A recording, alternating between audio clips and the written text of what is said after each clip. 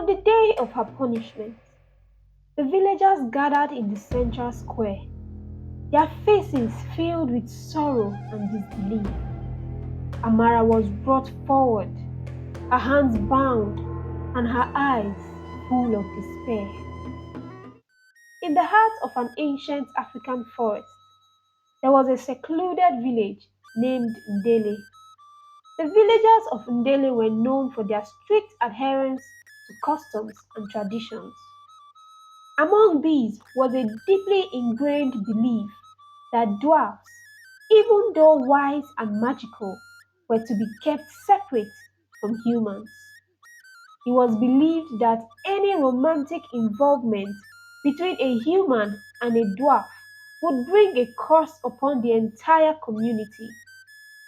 The village elders enforced this law with an iron fist, ensuring that no one dared to break it, and also offered 50 pieces of gold to anyone who caught any woman with a dwarf.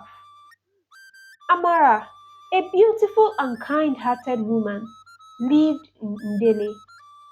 She was beloved by all for her generosity and radiant spirit.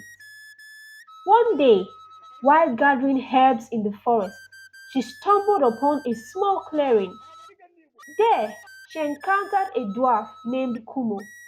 He was unlike any other dwarf she had ever seen. His presence exuded wisdom and a quiet strength that captivated her instantly. Kumo was equally entranced by Amara. He had long watched over the village from afar, protecting it from unseen dangers and aiding its people in subtle ways. But this was the first time he had revealed himself to a villager. They spoke for hours, sharing stories of their lives and dreams. As the sun began to set, they parted ways with a promise to meet again. Over the following weeks, Amara and Kumo met in secret. Their love for each other grew stronger with each passing day. They shared moments of joy and laughter, and for the first time, Amara felt truly understood and cherished. She marveled at Kumo's knowledge of the forest and his gentle nature.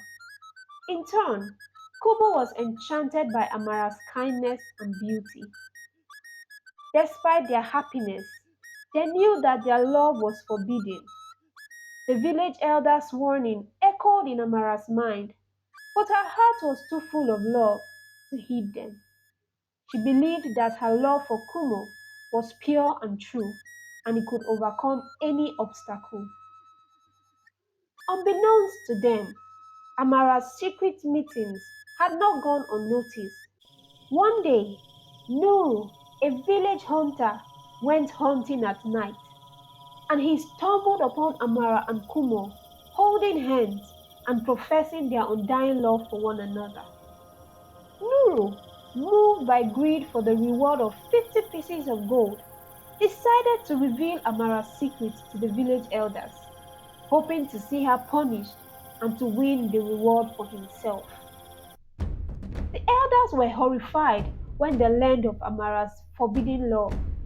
They believed that her actions would bring disaster upon the village and decided that she must be punished severely to serve as an example to others. In a grim council, they decreed that Amara would be buried alive, a punishment reserved for the gravest of transgressions. On the day of her punishment, the villagers gathered in the central square, their faces filled with sorrow and disbelief. Amara was brought forward, her hands bound, and her eyes full of despair. She pleaded with the elders, trying to make them understand that her love for Kumo was genuine and that it had brought no harm to the village. But the elders were unmoved by her words. Kumo, watching from the forest, was filled with a sense of helplessness and grief. He had no power to save Amara from the villagers' wrath. Bound by the laws of his kind, he could not interfere directly in human affairs. All all he could do was watch as the love of his life was taken away from him. The villagers dug a deep pit in the ground, and Amara was lowered into it. As the earth was piled on top of her, her cries for mercy were drowned out by the solemn chanting of the elders. The village elders, though heartbroken, believed that they were protecting their community from a great curse.